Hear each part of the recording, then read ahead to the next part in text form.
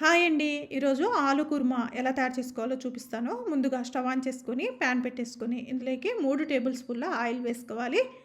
Oil వేడెక్కిన తర్వాత కొద్దిగా చెక్క, 3 లవంగాలు, ఒక ఇలాచి వేసుకొని అలాగే ఒక మీడియం సైజ్ ఉల్లిపాయ ముక్కలుగా కట్ చేసుకొని వేసుకోవాలి. అలాగే 2, 3 పచ్చిమిర్చి సన్నగా పొడుగ్గా కట్ చేసుకొని వేయించుకోవాలి. కాస్త వేగిన తర్వాత ఒక రెమ్మ కరివేపాకు కూడా వేసుకొని వేయించుకొని ఇందులోకి హాఫ్ టీ స్పూన్ అల్లం వెల్లుల్లి పేస్ట్ కూడా వేసుకొని పచ్చివాసన పోయేంత వరకు వేయించుకున్న తర్వాత ఇందులోకి రుచికి తగువైనంత సాల్ట్ వేసుకొని ఒకసారి బాగా కలిపేసుకొని ఇందులోకి 3 టేబుల్ స్పూన్ల వరకు పెరుగు వేసుకోవాలి. పెరుగు వేసుకున్నప్పుడు లో ఫ్లేమ్లో పెట్టుకొని కలుపుకోండి, విరిగిపోకుండా ఉంటుంది.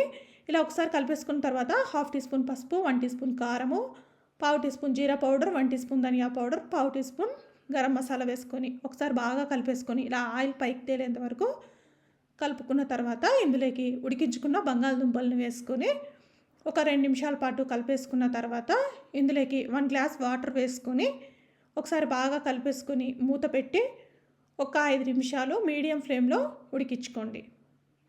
ఇప్పుడు మూత తీసి చూద్దాము.